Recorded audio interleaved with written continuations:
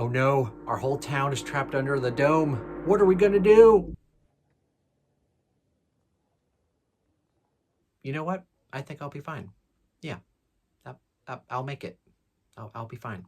Hi, my name is Jake, and I am a bookish drummer.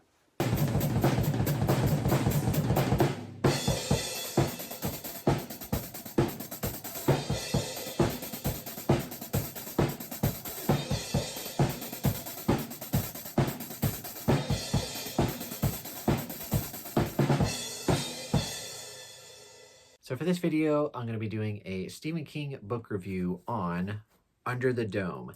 And Under the Dome was our very first pick for the Stephen King book club, which me and Ian from Ian the Reader are running. We're doing one Stephen King book a month, and this is our first pick. And what a chunky book to pick for October, the first month. And of course, all of these books that we're doing for the Stephen King book club are going to be rereads for me. I think most of them are going to be new for Ian, but all of these are rereads. So I read this book way back when, so I already knew what was going to happen. And if you've watched my channel for any length of time, you guys know that this isn't necessarily one of my favorites by Stephen King. And it, of course, has a very, at least in my opinion, a very bad ending, which is why I didn't want to go back and reread it for such a long time. Like, I've gone back and reread a ton of Stephen King books, and some of them I've liked just the same. Some of them I've liked more than others, but I was always worried that, like, I would just have a bad time rereading this book. But I am happy to say that while I didn't love it, of course, because the ending is still pretty bad, I still had a fun time rereading it, and overall, kind of my favorite experience about rereading the book is to get everyone else's reactions who are reading it for the first time. So with all of that being said, let's go ahead and jump right into the review. So like I mentioned, Under the Dome, I read this for the first time probably like 8 or 9 years ago. It was one of the first Stephen King books I read, probably within the first 10 or 20 or so that I read for the first time. And when I first read this for the first time, what a dumb way to say, when I read this for the first time, I really enjoyed, like the first 800 or 900 pages. And for those of you who don't know, basically the premise is this small town in Maine, kind of near Castle Rock, but a different town, gets stuck under this dome. And the whole town is trapped under there, and they don't really know how to get out. They don't know where the dome came from. They don't know why any of this is happening. And of course, it's basically just Stephen King writing about the small town, this cast of characters, their experiences with everything in the dome. And yeah, that's basically what the story is without getting too much into spoilers. By the way, I will get into some major spoilers towards the end of the video, so I'll let you know when that happens. But yeah, essentially that's the premise of this book. This giant dome covers this small town, and people react to it in various ways, oftentimes in pretty crazy ways. And yeah, so that premise in and of itself is really good. One of my favorite parts about the book is just the setup and the atmosphere that Stephen King creates with this small town under the dome. Most of the characters are pretty good, especially I would say the two main characters of Barbie and kind of the more villain character of Big Jim. Those two characters are definitely my favorites in this book. And then, of course, there's a myriad of other characters. Some are more forgettable than others, but overall, King usually does a very good job with just small town characters, small town atmosphere, and definitely creating a sense of tension with the dome. One thing that I did forget about this book, though, that I'm just remembering, is that it does take place in a pretty short amount of time. I don't know why, but like I remembered it taking place over like a month or two, like 2 months, but I think it's more like a week or like a little over a week. So it really doesn't take place over that long of a time, which is kind of weird because it's over 1,000 pages. But yeah, it was pretty short length of time, which is kind of crazy considering all of the wicked and wild stuff that happens in this book. But yeah, even though I don't love this book, the things that I do love about it, the atmosphere, the characters, the sense of tension, like those things, and a couple of the main characters are really what keep this book going at the start of it. I am going to jump into some spoilers here, though, so if you haven't read this book and you don't want to be spoiled for anything, jump ahead to the end. But yeah, some major spoilers for this book. One of my main complaints, besides the ending, which we'll get to later on, but one of my main complaints is that Barbie, who I said is the main character, a large portion of this book, he eventually gets put into jail, and he's in jail for like hundreds and hundreds of pages, which I think is kind of a wasted use of his character. Like, I get like putting him in jail, but if I were to write a book, I maybe would have only had him in there for like 100 or so pages and then eventually gotten him out. But he's in there for like almost half the book, which just is kind of a shame because it's just you're not utilizing his character, I don't think, enough. Which I get, he wants to highlight some of the other characters and then eventually, they get him out of jail. But like, I wish he would have gotten out sooner and he would have been more utilized in the actual like plot and story of the book. So that was kind of one of my main complaints, is that one of the best characters is just underutilized. He's kind of just stuck in jail the whole time. And then, of course, the very ending of the book, which is the main reason why I was dreading rereading this book.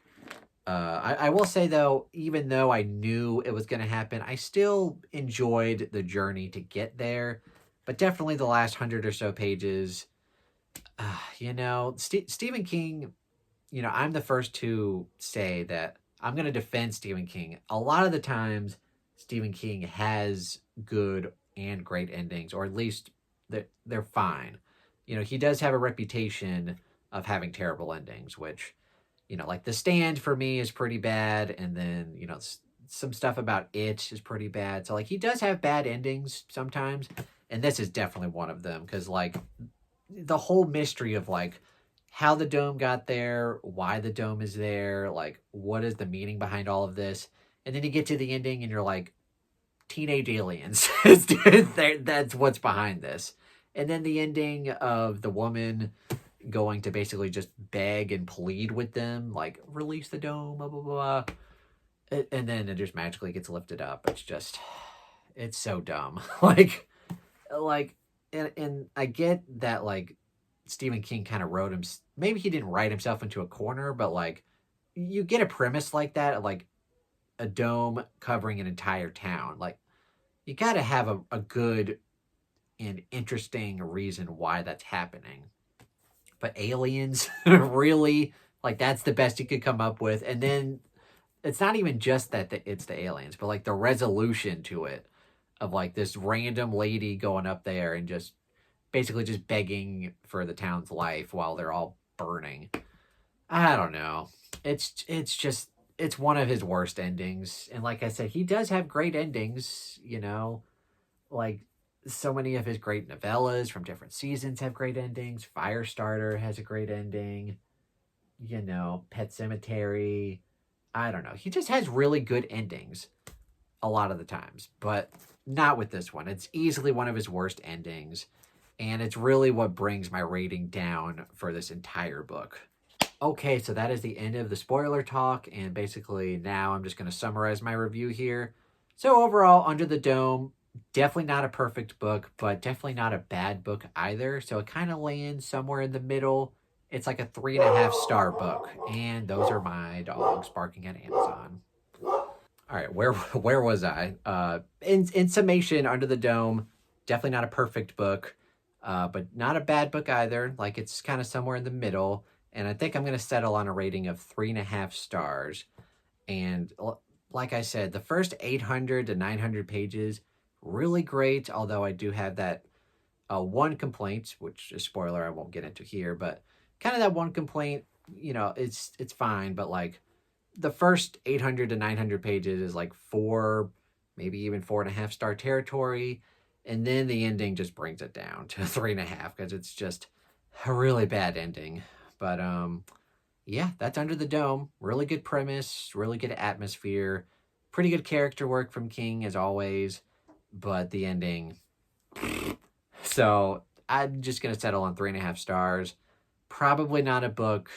I mean, I will eventually reread it, but it's definitely not one that I'm going to reread often just because it's so long and the ending is just not really worth it. But yeah, overall, pretty solid. And like I said, My kind of the most fun I've had rereading it is just, with the book club, the Stephen King book club, by the way, which I'll talk about in a little bit here.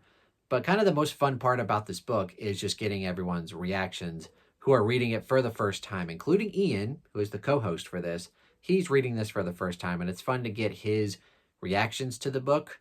And also, a couple of other people have already read the book this month and have had similar complaints to me. But, some people really love this book. Like as one person in our book club gave it 5 stars.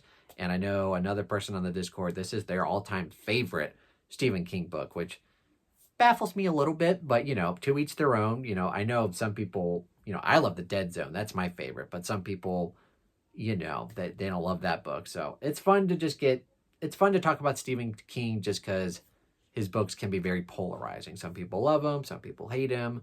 So Under the Dome, I don't hate it, but I don't love it. It's decent, 3.5 stars. Pretty fun book for our first pick for the Stephen King Book Club.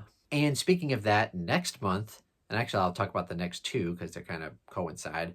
November and December, we're going to be reading The Shining and the sequel Doctor Sleep, respectively. So next month, if you're interested, we're going to be I'm going to be rereading. You can read for the first time or reread The Shining. So that's going to be our pick for November. It'll be fun. And then Doctor Sleep will be December, of course.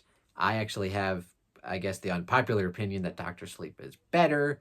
Maybe not better, but like I just enjoy reading Doctor Sleep more. And then, the movies, I won't even get into that. But just know that The Shining is going to be November and Doctor Sleep is going to be December. But yeah, that's going to be my review here. Definitely let me know if you've read this book, and definitely let me know if you're interested in joining the Stephen King Book Club. That's going to be run on the Bookish Charmer Discord with me and Ian as co-host. So yeah, definitely let me know what you thought of this, and like and subscribe and all that business. And I've got Bookish Charmer Discord down below for the book club. Got Patreon link down below, and Amazon wishlist if you want to buy me a book. Thank you guys so much for watching, and have a fantastic day.